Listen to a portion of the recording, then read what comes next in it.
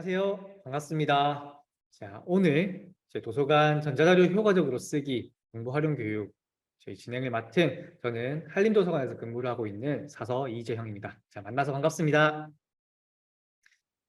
자, 오늘 도서관 전자자료 효율적으로 쓰기라는 교육은 주 대상이 학부생 1, 2학년 주가 되겠고요. 처음으로 전공 수업을 들으면서 리포트를 본격적으로 쓰는 학생들에게 팁이 될 만한 내용들을 담은 초심자를 위한 내용입니다. 네, 그 점 감안해 주시고 내용 따라와 주시면 감사하겠습니다. 도서관 전자자료 효과적으로 쓰기.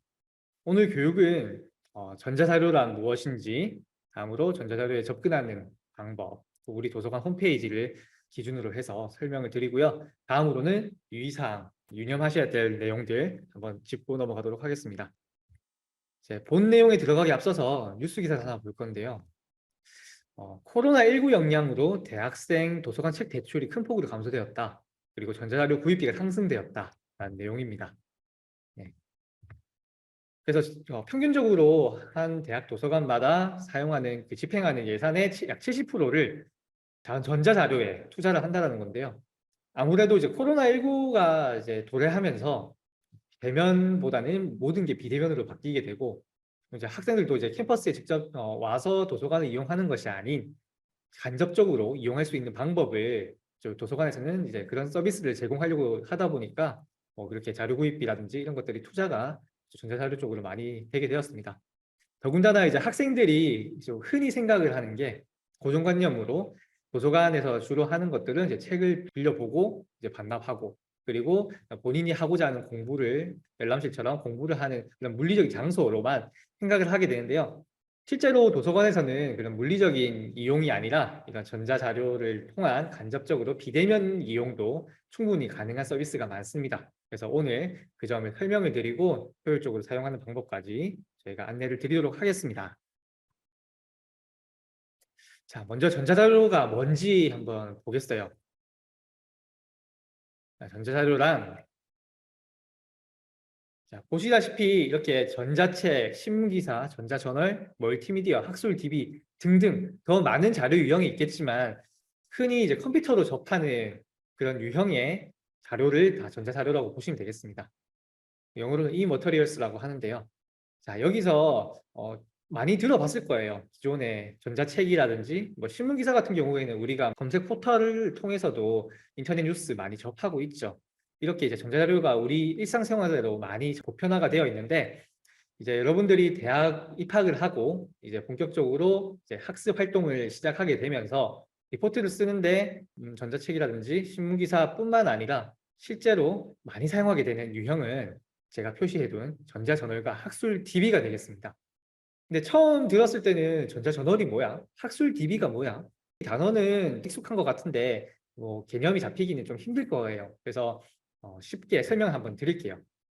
자, 전자저널은요, 많은 학술 논문이 있습니다. 뭐 연구원이나 뭐 교수님이나 이렇게 어떤 주제에 대해서 연구를 하고 그 연구에 대한 과정, 결과들을 이렇게 학술 논문을 만들어 가지고 이제 학술지에다가 이제 제출을 해요. 투고라고 하거든요. 저희는 투고를 하게 되면 그렇게 투고된 논문들이 모여서 학술지가 됩니다. 그 학술지를 우리는 이제 학술 저널이라고도 저희가 부르는데, 자, 이것들이 예전에는 종이로 된 책들이었겠죠. 근데 현재는 이제 다 전자화되어서 전자저널이라고 저희는 이렇게 부르고 있습니다. 자, 그러면은 학술 DB는 뭔지 또 궁금하실 거예요. 자, 학술 DB 같은 경우에는 이 전자저널이 있고요. 또 아까 제가 전자 자료 중에 여러 가지가 있다고 했죠. 뭐 신문기사, 전자책, 멀티미디어 뭐 뿐만 아니라 사실 되게 많은 자료 유형이 있어요. 뭐 지도도 있을 수 있고요. 그림도 있을 수 있고요. 되게 다양한 이런 것들을 통틀어서 해당 주제에 관련돼 있는 굉장히 많은 자료들이 모여서 있는 것이 우리는 학술 DB라고 부릅니다. 그래서 학술 전자 자료가 가득 모여 있는 것들을 통틀어서 보관하고 있어서 우리가 그쪽에 그 학술 데이터베이스를 통해서 그 해당하는 주제에 관련돼 있는 모든 자료들을 접근할 수 있게끔 그렇게 모아놓은 게 학술 DB, 학술 데이터베이스라고 하는 겁니다.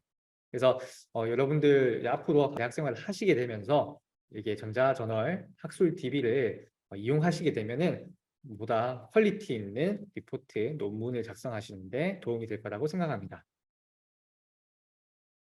자, 다음으로는 이제 전자자료에 접근하는 방법을 알려드릴게요. 자, 기준은 우리 동아대학교 도서관의 기준이 되고요. 자, 화면 보이시죠? 굉장히 익숙한 화면입니다. 우리 동아대 도서관 홈페이지 메인 화면이고요. 자, 여기서 아까 제가 언급했었던 전자자료들이 보이실 거예요. 뭐 한번 찾아보시겠어요? 네. 뭐 메인 화면 아이콘 중에도 한 몇 개가 보이죠?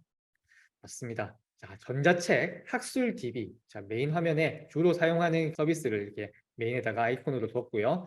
이 외에도 상단 자료 검색 메뉴를 보시면 하위 메뉴로 학술 논문, 전자저널, 학술 DB, 전자책 이렇게 네 가지의 전자자료를 접근할 수 있도록 따로 구분되어졌습니다. 그래서 여러분들께서 어떤 주제에 대한 이 해당 유형의 자료를 찾고자 할 때는 여기 체크해 두는 곳으로 가서 검색을 하시면 되겠는데요. 그런데 요즘은 검색 포털이 원체 오랫동안 우리 일상생활에 스며들었잖아요. 이제 검색을 하는 것 자체가 뭔가 이제 통합 검색에 녹여져 있고 우리가 이제 거기에 익숙해져 있습니다. 이제 우리 학교 도서관 홈페이지에도 이렇게 통합 검색 창을 만들어서 내가 원하는 주제의 자료를 검색하고자 할 때 그 주제에만 검색을 하게 되면 볼 수 있는 도서관에서 소장하고 있는 자료를 이렇게 유형별로 저희가 검색 결과를 알려드려요. 그래서 역시 화면 보시다시피 네, 이렇게 검색을 메인에 있는 검색창을 통해서 검색하시면 되겠고요.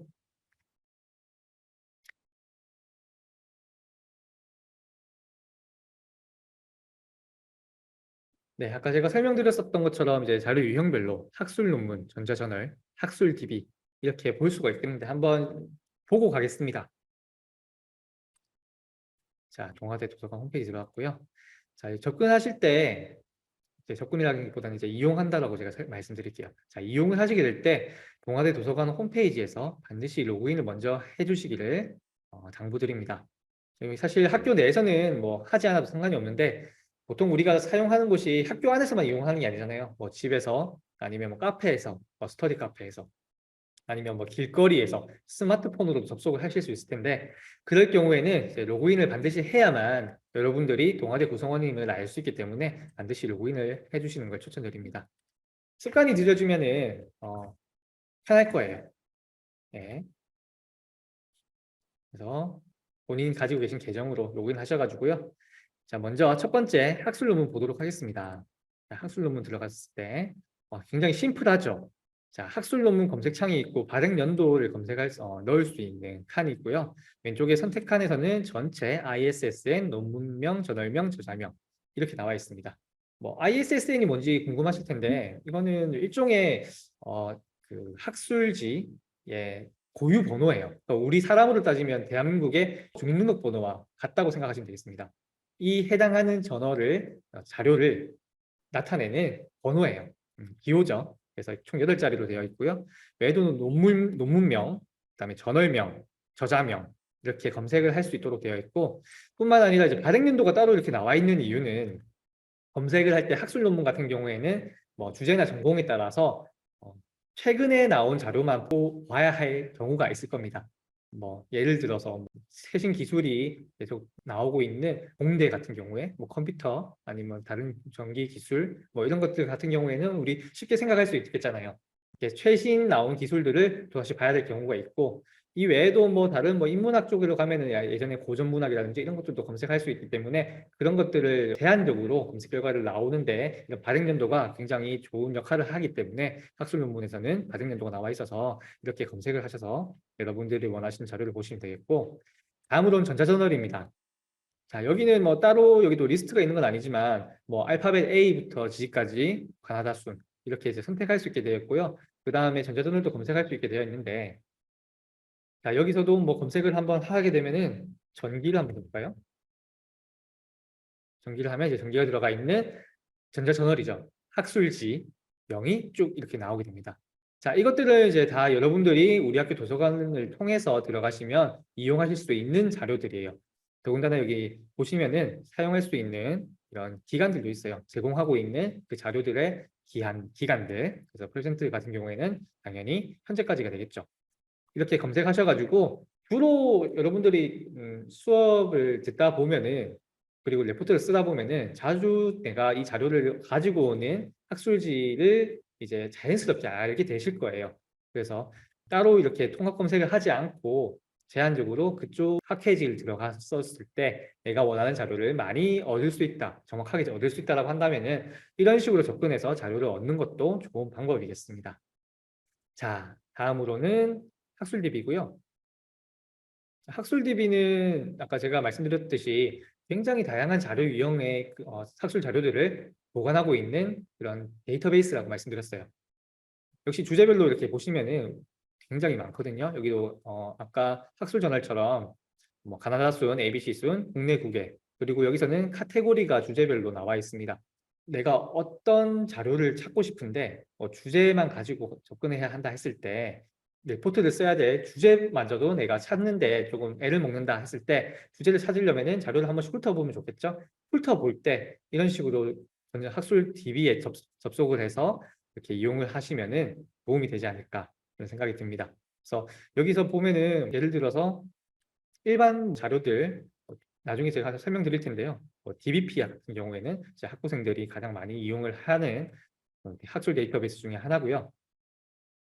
이외에도 다른 해외 저널들도 이렇게 보이게 되고 여러분들이 이제 학술 DB를 점점 더 좀 익숙해지면 질수록 여러분들의 이제 과제 퀄리티가 더 좋아질 겁니다. 그렇기 때문에 자주 이렇게 접속하셔가지고 이용을 하시고 익숙해지시면은 도움이 된다는 점 아셨으면 좋겠습니다. 자, 그렇죠. 이렇게 보시게 되면 들어가서 검색을 하는 데는 전혀 뭐 문제없이 잘 쓸 수가 있어요. 그런데 이렇게 접근을 하는 방법은 사실 제가 학교 다닐 때 통합 검색이 좀 힘들던 시기에 그렇게 쓰던 방법입니다. 요즘 같은 경우에는 좀 의문이죠. 할 수 있습니다. 그래서 제가 추천드리는 거는 도서관 홈페이지 여기 이 메인 페이지에 있는 이 통합 검색창에다가 이제 여러분들이 원하시는 주제어를 검색하셔가지고 여러분이 원하는 자료 찾아보시는 것을 추천드려요. 왜냐하면 이렇게 검색을 하시게 되면요. 화면 보이시다시피 이렇게 자료 유형별로 자료들이 나오게 됩니다. 주제에 따라서. 그래서 내가 원하는 것들이 뭐 나오는 책을 보고 싶다. 책으로는 책도 볼 수 있겠지만 뭐 전자료도 이제 전자책이라든지 학술 논문 전자저널이 기본적으로 깔려서 이렇게 나오기 때문에 여기 상단에 보시면 그 해당하는 유형 옆에 숫자가 나와 있죠. 이 숫자가 이 총 검색된 그 검색 결과 개수입니다. 그래서 이 많은 것들 중에서 내가 원하는 것들을 좀 더 정확하게 찾아서 보게 되면은 점점점 이게 줄여나가는 과정을 통해서 여러분들이 필요한 자료를 찾으시면 되겠고요. 자, 그래서 이렇게 좀 찾아나가는 과정이 필요하겠죠. 이게 뭐 보니까 지금 뭐 2,000개, 4,000개 있는데 이 중에서 내가 원하는 걸 언제 찾겠어요? 정말 힘든 과정이 될 수 있어요. 근데 이것도 쉽게 내가 원하는 자료를 추릴 수 있는데 이 방법도 한번 알려드릴게요. 자, 그래서 여기 제가 학술 논문에서 이제 샘플을 하나 사진을 가져왔는데요. 자, 이 빨갛게 테두리 친 부분 보이시죠? 우측에 검색 결과 제한하기라는 기능이 있습니다. 자, 제한하는 항목이라고 해서 처음에는 이제 검색어가 나와 있는데 이 밑으로 아까 전에 학술 저널에 전자저널에 전자저널에서 본 것처럼 이제 발행 연도도 있고요. 그 다음에 해당하는 학술 데이터베이스가 어딘지 그리고 내가 원하는 저널명이 어떤 저널인지 타이틀을 또는 이제 출판사가 어딘지 이렇게 내가 알고 있는 정보를 토대로 점점 필요한 정보를 정확하게 추려나갈 수 있게 제한 검색을 할 수 있도록 기능이 되어 있습니다. 그래서 이것들을 통해서 여러분 보시면 지금 4,728개가 있는데요. 실제로 제가 한번 시연을 해보면서 보여드릴게요. 통합 검색에서 똑같이 해볼게요. 자, 메인에서 해볼까요? 자, 오늘은 제가 그냥 임의로 K-팝을 검색하고 싶어서 K-팝을 해보겠습니다. 검색했고요. 자, 먼저 소정 자료가 나오는데 이거는 이제 도서관에서 이제 물리적으로 보관하고 있는 쉽게 이제 책 단행본이라고 생각하시면 되겠고요. 자, 아래쪽에는 K-팝이라고 검색했을 때 나오는 관련돼 있는 전자책이 158개, 뭐 학술 논문 4,728개, 전자저널이 1개 나오는데 학술 논문 한번 볼게요. 자, 학술 논문 했을 때 4,728개 중에 내가 원하는 거는 사실 나는 최근에 BTS 관련해서 보고 싶은 생각인데 그러면은 BTS가 최근에 좀 인기를 끌었던 게 2019년부터 이제 끌었던 것 같아요. 그래서 2019년부터 2022년 현재까지 해서 일단 재검색해 보겠습니다. 자, 그랬더니 아까 4,000개 중에서 거의 절반 정도가 날아갔어요. 2,400개가 지금 결과로 나왔고요. 자, 이 중에서도 나는 빌보드에서 나와 있는 빌보드 유명하죠. 빌보드라는 그 저널이 잡지가 여기 보시면 아시겠지만 굉장히 유명한 이름이 들어봤던 그런 자료들이 많아요. 저널명들이 많아요. 뉴욕타임즈, 뭐 피플, 빌보드 타임, 블룸버그 굉장히 유명한 것들인데요. 이렇게 더보기를 하면은 굉장히 많은 저널명이 나옵니다. 자, 이 중에서 나는 빌보드에 올라와 있던 거 K-팝 보고 싶다고 한다면 이렇게 체크를 한번 해가지고 다시 재검색을 해보겠습니다. 자, 그랬더니 84건으로 줄었어요. 자, 이것처럼 이 84건 중에서는 내가 하나씩 읽어보고 내가 원하는 자료, BTS라는 내용이 들어가 있는 것들도 추려낼 수 있겠죠. 더군다나 여기서는 결과내 검색을 통해서 BTS가 들어간 자료까지도 제가 추릴 수 있겠습니다. 자, 약간 좀 지금은 아까 전에 제한 검색했었던 빌보드가 체크가 해제됐는데 다시 체크해서 재검색해 볼게요. 그랬더니 9건이 나왔습니다. 자, 그러면은 내가 2019년부터 2020년까지 안에 빌보드라는 잡지 그 연속 간행물 안에 BTS와 K-팝이라는 주제로 들어가 있는 그런 저널, 기사, 아티클을 제가 9건을 추렸어요. 자, 그러면 이걸 토대로 내가 어떤 글을 쓰고자 하는데 이 9건을 제가 하나씩 읽어보면서 정말 나한테 필요한 내용이 어떤 건지 꼼꼼히 읽어보고 쓸 수 있겠죠. 아까 4,700개 중에서 내가 고르는 거랑 당연히 이렇게 제한 검색을 통해서 9건 중에 고르는 거는 내가 원하는 자료를 제대로 활용할 수 있는 그런 시간적인 뭐 이점도 있겠지만 그런 노력도 품이 많이 적게 들 수 있다는 점, 네, 이게 장점이 되겠습니다.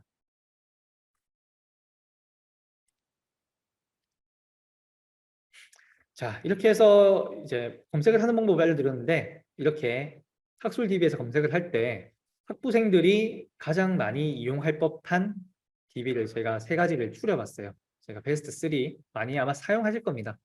쓰게 될 거예요. 리포트를 쓰다 보면. 그래서 이제 DBPR라는 첫 번째 DBPR, 두 번째 키스, 세 번째 스콜라라는 이 학술 DB 이용법을 간단하게 제가 설명드리도록 하겠습니다. 자, 늦게 오신 분들께서는 저희가 채팅창에 올려놓은 출석 체크 링크 보시고 출석 체크 부탁드리겠습니다. 자, 검색을 다시 해볼게요. 학술 논문에서 K-팝으로 검색했을 때 DBPR에서 제공하고 있는 자료를 한번 보겠습니다. 예, 봤는데 자, 이게 마침 제가 마음에 드는 자료입니다. 그래서 들어가 보겠습니다. 네. 그래서 이제 초록도 읽어보면서 내가 원하는 자료 생각했던 게 맞구나. 제목만 보고 들어왔는데 초록을 봤더니 내가 원하던 내용을 담고 있는 게 확실하구나 라는 그런 판단이 서면 상단에 있는 풀텍스트라는 버튼을 클릭하시면 돼요. 자, 클릭을 하시게 되면 이렇게 DBPR로 바로 연결이 됩니다. 연결이 된 곳에서 내가 다운받기를 통해서 이 해당하는 논문을 전체를 받을 수도 있고 다운로드 받을 수도 있고요. 여기 인용이라는 버튼을 해서 이 해당하는 자료의 정보를 따로 이제 보관을 할 수가 있어요. 저장을 할 수가 있어요. 자, 이거를 저장하는 이유는 제가 나중에 설명을 드릴 텐데 간단하게 말해서 참고 문헌을 작성하기 위함입니다. 그래서 여러분들 참고 문헌을 반드시 작성을 해야 되는 거기 때문에 레포트나 논문과 같은 것을 사용할 때 더군다나 이제 출처도 필요하겠죠.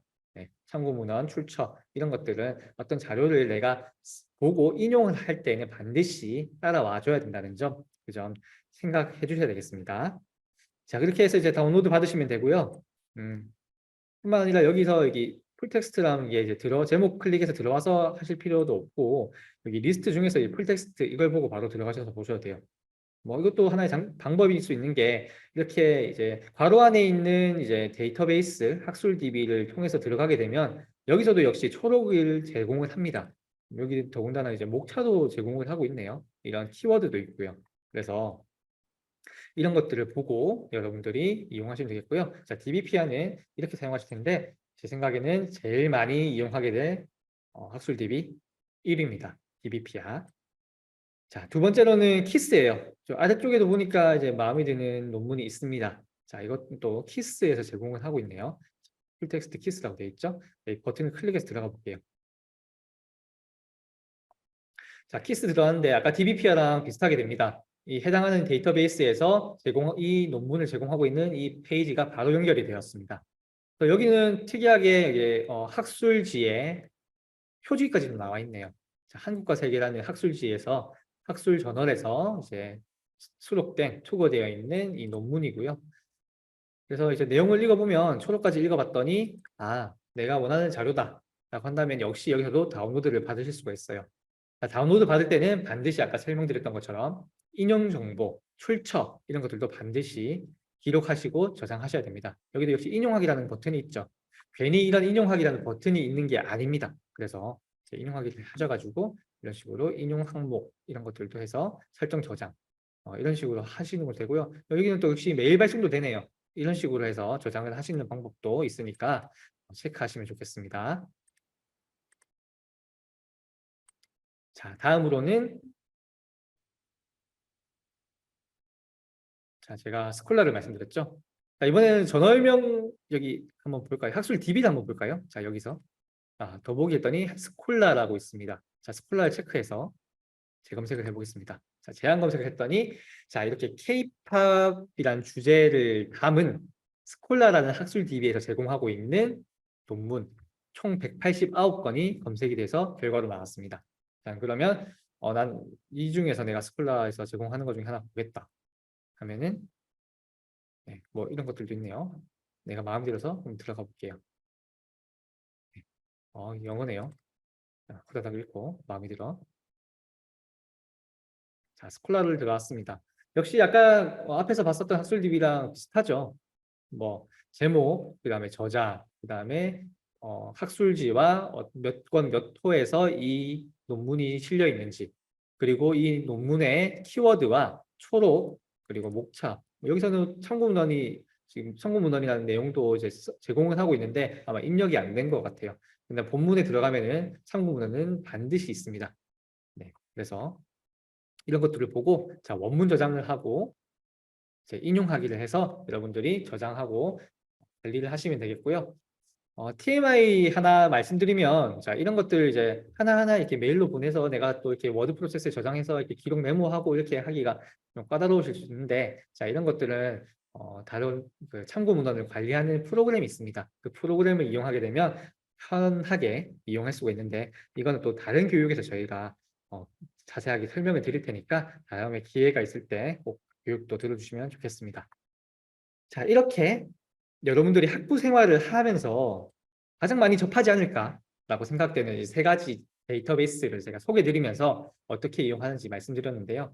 자, 이렇게 이제 리포트를 뭐 1학년 때는 사실 열심히 쓰려고 합니다만 더군다나 최근에는 뭐 또 누구에게 물어보고 선배들에게 물어보고 할 수 있는 또 그런 여건이 없었잖아요. 그래서 어떻게 써야 되나 막막한 학생들도 많았을 거 생각합니다. 그런 것들을 또 레포트 쓰는 법을 또 인터넷에서 찾아봤을 때 또 그 인터넷에 나오는 글들이 또 신뢰도가 있는지 사실 그것도 의문스럽잖아요. 마냥 그냥 유튜브에서 검색해보고 이거 유튜브에서 이렇게 했는데 하고 따라 했는데 그게 맞는 건지 아닌 건지 뭐 틀린 건지 잘못된 건지 아니면 뭔가 좀 오해가 있었던 건지를 전혀 아무도 알 수가 없습니다. 그렇기 때문에 이렇게 뭔가 검증되고 신뢰도 있는 방법을 통해서 이렇게 배우는 것도 좋은 기회인 것 같아요. 네. 자, 다음으로는 이제 유의사항입니다. 여러분들이 체크를 반드시 해주셔야 되는 사항인데요.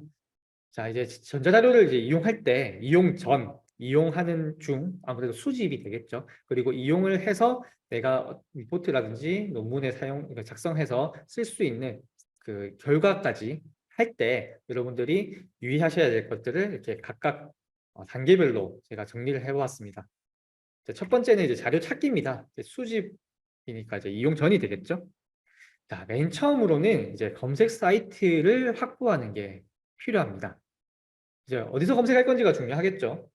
뭐 레포트 쓰는데 필요한 자료를 내가 뭐 구글에서 검색할 건지 뭐 네이버에서 검색할 건지 아니면 뭐 유튜브에서 검색할 건지 사실 이거는 뭐 검색을 하는 그런 검색 결과를 보여주는 것들이 많긴 많지만 이런 것들이 그뭐 신뢰를 할 수 있는지 더군다나 이런 것들이 결과가 제대로 나오는지 이것도 뭐 사실 성능에 따라 다르죠. 근데 이런 성능도 무시 못하는 게 내가 원하는 자료가 바로바로 나올 수 있는 것을 내가 확보를 해놓는 것도 뭐 내가 원하는 리포트를 쓸 때 그 퀄리티를 올릴 수 있는 하나의 방법이 되겠습니다. 자, 다음으로는 아까 제가 방금 말씀드렸던 신뢰도가 있는 자료. 신뢰도가 없으면 내가 뭐 어떤 신뢰도가 없는 자료를 보고 내가 리포트를 썼어요. 그러면은 내 리포트도 신뢰가 갈까요? 그렇지 않겠죠. 왜냐면은 근본이 신뢰도가 없었기 때문에 내가 이걸 가지고 막 엄청 막 부풀려서 그리고 내 생각을 넣어서 굉장히 잘 썼다고 생각했지만 또 들여다봤을 때는 그게 신뢰도가 없다면은 결국 내가 그렇게 열과성을 다해서 쓴 글도 신뢰도가 없는 자료가 될 수밖에 없습니다. 그렇기 때문에 자료를 찾을 때는 반드시 신뢰도가 있는 자료를 찾으시는 게 중요하겠고요. 이 신뢰도는 아무래도 학술지나 학술 DB 그리고 어디서 검증이 된 자료를 가져오시면 되겠어요. 예전에 뭐 여러분들 뭐 고등학교 때 이럴 때는 수행 평가할 때 그냥 인터넷에 있는 블로그 뭐 글 아니면 지식인 글 이런 것도 막 긁어 오셨을 거예요. 뭐 긁어 왔다고 하기엔 좀 표현이 좀 너무 거칠긴 하지만 그것들 많이 참고를 하셨을 겁니다. 그래서 그런 참고를 뭐 할 수는 있겠지만 그게 과연 이제 리포트 같이 여러분들이 이제 학술적인 내용을 담아서 뭔가 제출해야 되는 자료에는 아무래도 뭐 질이 떨어질 수밖에 없겠죠. 자, 다음으로는 검색 방법입니다. 통합 검색을 통해서 다양한 유형의 주제를 같은 주제의 다양한 유형의 자료를 검색을 하는 방법도 있겠고요. 아까 제가 보여드린 것처럼 제한 검색과 같은 상세 검색을 통해서 내가 원하는 아주 큰 단위의 결과물에서 점점점 그 결과폭을 줄여 나가서 정말 내가 필요로 하는 정확도가 높은 자료, 내가 원하는 자료를 구할 수 있는 그런 방법도 필요하겠습니다. 그리고 자 이제 마지막으로 전문 용어 사용인데요. 전문 용어 같은 경우에는 우리가 검색을 하게 될 때 이제 학술지에 쉽게 생각해 봅시다. 자, 논문을 쓰는데요. 뭐 노래를 잘하는 방법 이렇게 쓰는 경우가 뭐 있을까요? 뭐 없진 않겠지만 뭐 노래는 잘하는 방법을 적었습니다. 적었음. 뭐 이런 식으로 막 되게 우리가 쉽게 뭐 얘기하는 구어체로 그렇게 뭐 표현을 하지는 않아요. 뭐 쉽게 얘기하면은 음, 뭐 문어체라고 봐야겠죠. 이제 문어체로 하게 되면은 뭐 노래 뭐 가창에 관한 뭐 발성법, 가창에 관한 뭐 호흡법 뭐 이런 식으로 노래 잘하는 방법에 대한 그런 어떤 주제를 전문 용어를 통해서 이렇게 많이 작성을 합니다. 그렇기 때문에 우리도 검색을 할 때에는 전문 용어가 무엇인지 내가 원하는 자료를 찾을 때 그 주제어가 쉽게 생각하면은 그냥 편하게 쓸 수 있는 거지만 한 번 더 이제 고민을 해서 비슷한 전문 용어가 어떤 거 있는지 그거를 생각을 해보고 검색을 하시게 되면 더 많은 자료 결과를 보실 수가 있을 겁니다. 자, 그리고 다음으로 자료 평가학인데요. 잠시 물 좀 한 잔 마시겠습니다.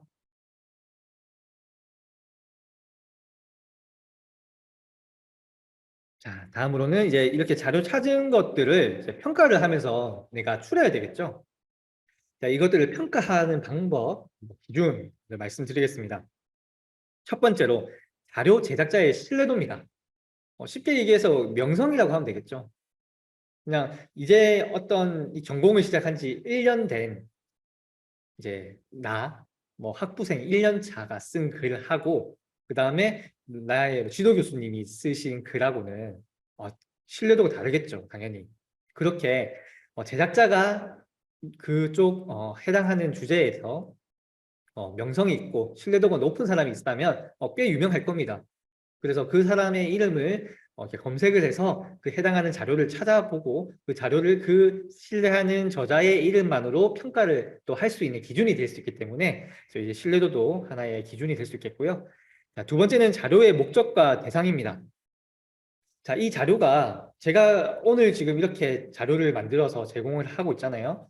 교육을 하고 있잖아요. 지금 이렇게 지금 화면에 같이 보고 있는 이 자료를 만들 때 제가 뭐 대상이 처음에 말씀드렸던 것처럼 학부생 1, 2학년, 이제 초심자, 이제 이런 학술 DB라든지 전자저널을 많이 이용해보지 않은 초심자들을 위한 제가 내용으로 담았다고 했는데, 자, 이것도 역시 하나의 기준이 될 수 있겠죠. 자료를 찾을 때.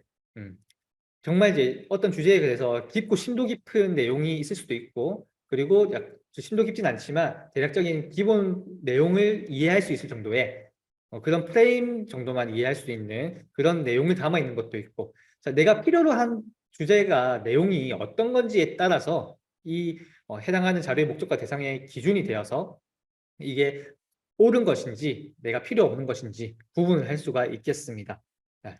자, 그리고 자료의 인용 횟수가 또 새로운 기준이 되겠는데요. 자, 인용 횟수가 많으면 많을수록 어떻겠습니까? 당연히 다른 사람들한테 선택을 많이 받았다는 것 자체가 인정을 받았다는 거겠죠. 그 어, 내용이 좋고, 그리고 믿을만하고, 그 다음에 여러 명이 이 인용 횟수를 통해서, 이 자료를 인용을 통해서 내 새로운 뭐 논문이나 다른 자료를 또 만드는데 기여를 했다는 거니까 하나의 새로운 논문의 또 기본적인 자료가 된다라는, 기틀이 된다라는 내용이 됩니다. 그만큼 이게 인용 횟수가 나타내는 가치가 이 자료가 좋은 평가를 받느냐 아니면 좋지 않은 평가를 받느냐 하는 걸 또 알 수가 있겠고요.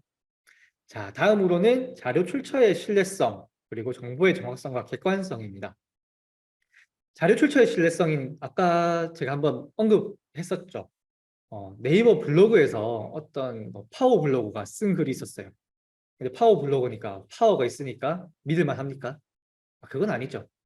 파워 블로거니까 뭐 조금 뭐 그쪽 분야에 조예가 있을 수는 있겠지만 실제로 이제 해당하는 주제에 정말 조예가 깊은 연구를 오랫동안 한 사람들이 쓴 다른 논문이나 다른 뭐 기사거리, 기사, 그뭐 언론에 나오는 기사 이런 것들을 우리가 충분히 찾을 수가 있어요. 그 두 개를 직접적으로 비교를 해보게 되면은 어디에 우리가 손을 들어줄 것 같아요?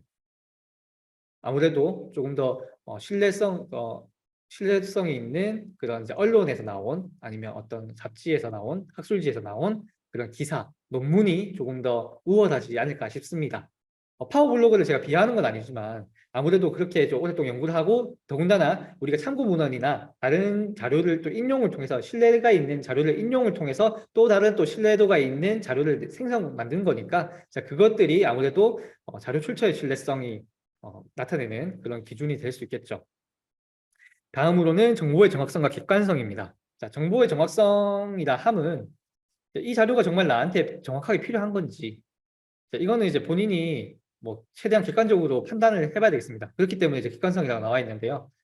내가 생각하는 쓰고자 하는 글의 주제, 그리고 그 주제에 맞는 자료가 어떤 건지를 한번 객관적으로 생각을 해보고 그것들이 이제 쭉 이제 내가 필요한 자료를 대략적으로 뭐 10개가 필요한데 근데 그중에 한 100개를 추렸어요. 100개 중에서도 내가 10개가 어떤 건지를 다시 한번 추스려 볼 수 있는 그런 기준이 필요하겠고 자, 다음으로는 자료의 시기적 적절성입니다.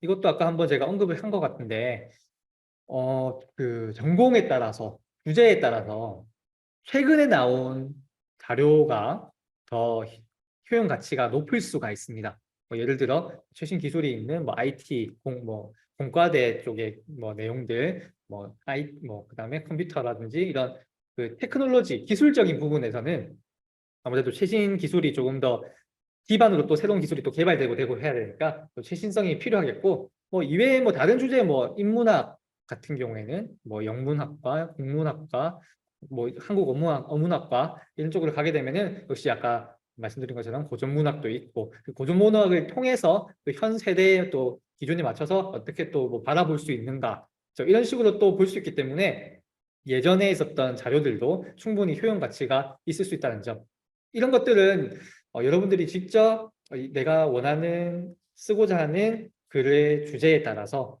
구분을 할 수 있어야 됩니다. 그걸 통해서 평가를 해서 내가 이 자료를 얻는데 확실한 기준을 세우셔야 되겠고요. 자, 다음으로는 자료 활용학입니다. 자, 첫 번째로는 다른 사람의 생각과 나의 생각을 구분을 하셔야 돼요. 이게 내가 리포트를 쓰다 보면 이건 제 개인적인 일합니다만 내가 인용을 하려고 이제 다른 참고 문헌을 가지고 와서 다른 논문을 보고 이렇게 막 타이핑했어요. 근데 하다 보니까 그 내용이 맞는 말이에요. 그래서 맞는 말이라서 나도 거기에 동조를 하고 그 사람이 쓴 글을 내 생각이겠거니 하고 똑같이 썼어요. 똑같이 썼는데 이게 그 당시에는 내 생각이라고 생각을 해서 이 내 리포트에다가 실어가지고 이제 제출을 했지만 결과적으로는 저는 그 사람의 글을 내가 인용했다는 표시가 없었다면 그냥 표절에 불과한 겁니다. 내가 동조를 했지만 그 사람이 먼저 그런 해당하는 생각과 내용들을 시중에 먼저 공개를 했기 때문에 그런 내용에 대한 지적 재산은 그 사람의 거예요. 그렇기 때문에 우리는 그 사람의 지적 재산을 사용하면서 그 사람의 것을 사용했다라는 출처나 참고 문헌을 반드시 남겨줘야 된다는 겁니다. 그래서 다른 사람의 생각과 나의 생각을 구분하는 그런 습관도 반드시 필요하고요. 그것들을 통해서 참고 문헌을 작성한다. 출처를 작성한다. 이것도 꼭 따라와줘야 됩니다. 그 아래 바로 다음에 나와 있죠. 자료의 출처와 수집 위치를 기록을 해야 되는데요. 앞서 말씀드렸던 것처럼 이 자료의 출처와 수집 위치를 본문을 내가 수집을 할 때, 다운로드를 받을 때 반드시 같이 기록을 해주셔야 됩니다. 그렇지 않으면은 나중에 참고문헌 작성할 때 아시겠지만 지금 아시는 분은 아시겠지만 일일이 다 이렇게 입력을 해줘야 되거든요. 그런 것들을. 근데 그거를 모르면 이거를 또 어디서 어떻게 찾아야 되고 이런 것들을 하나하나 찾으려고 하면은 또 시간이 굉장히 오래 걸리고 또 힘들어집니다. 그렇기 때문에 미리미리 이런 것들을 출처와 수집 위치를 기록하는 것도 중요하고 또 더군다나 이제 자료 출처 같은 경우에 우리가 이제 인터넷 웹페이지를 그냥 가지고 올 때가 있거든요. 웹페이지 같은 경우는 유용성이 굉장히 높습니다.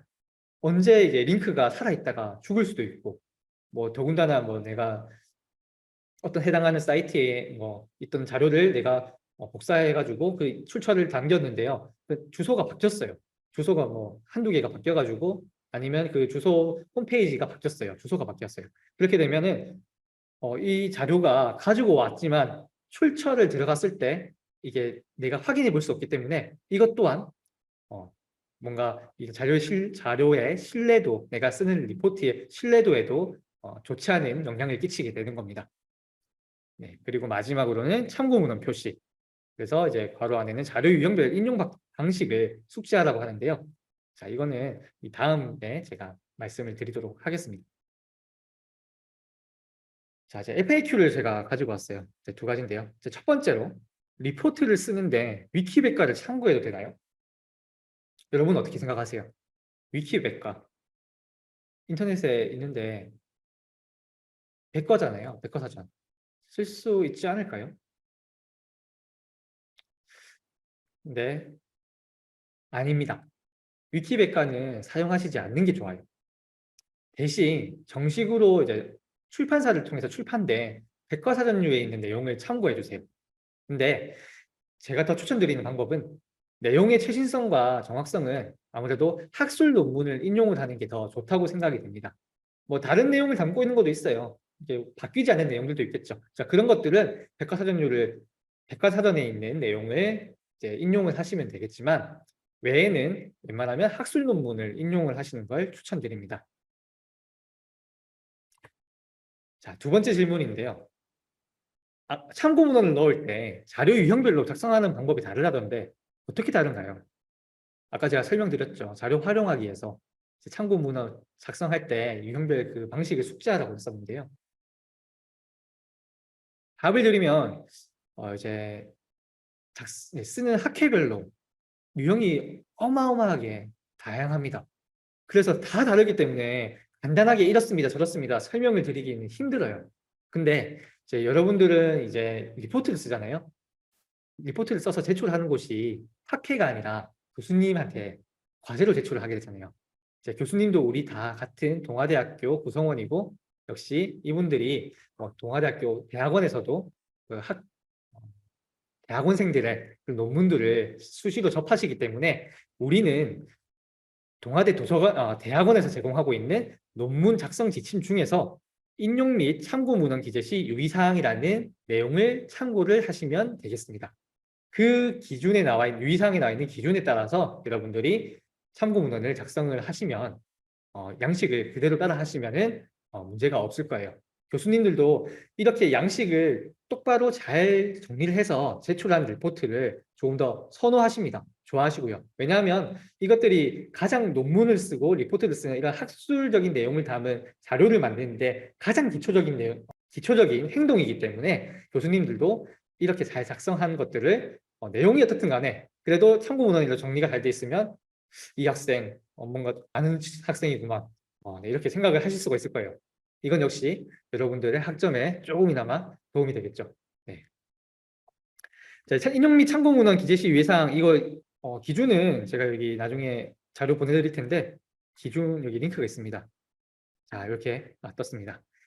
자, 이게 PDF 파일인데요. 자, 논문 작성 방법 안에서 구성 및 참고 문헌 기재시 유의사항이라고 돼 있어서 자, 이렇게 보시면 해당하는 그 꼭지에서 이제 아래 주석과 그리고 참고 문헌 작성하는 기준, 양식이 이렇게 적혀져 있습니다.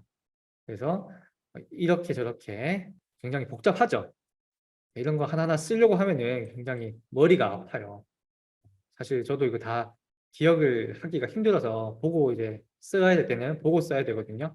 여러분들도 이런 기준에 따라서 미리 저장해뒀다가 필요할 때 꺼내서 보고 사용하시면 되겠습니다.